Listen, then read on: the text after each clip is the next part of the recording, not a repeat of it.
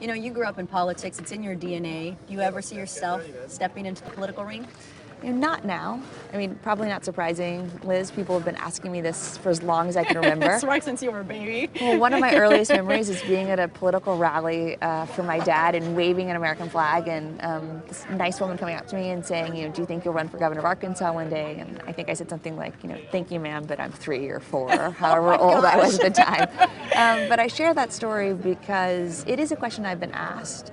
And I hope it's a question that lots of young people are being asked, because I hope it's a question that young people, or really people of any age who kind of feel drawn to engaging in positive social change, will think about. Like, is government the right way for me to help affect the change or trying to stop bad things from happening?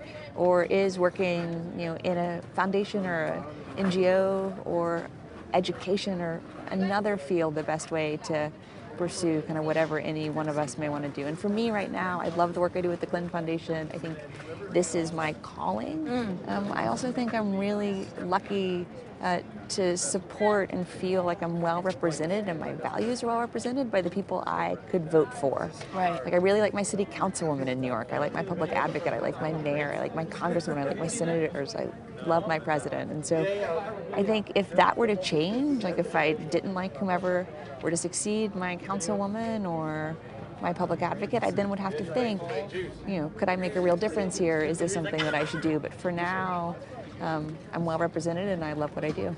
You are great at what you do.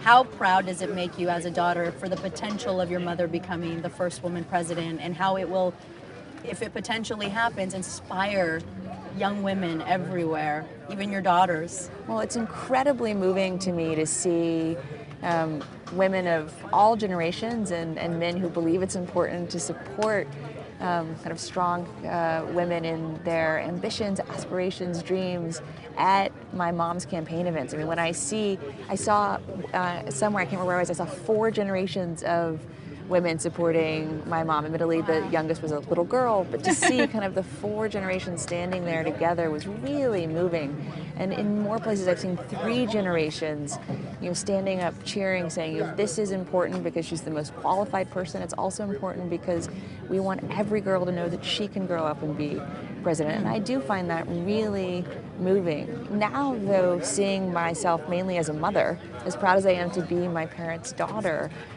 that's what kind of continues to drive me to talk to as many people as I can about what's at stake in this election and why I support my mom. Yes, I think she'd be the best president for women, and yes, I think she'd be the best president for families and for children in particular, but really for everyone. And so hopefully I can just keep having those conversations for as long as I'm able to, until there's other intervening events.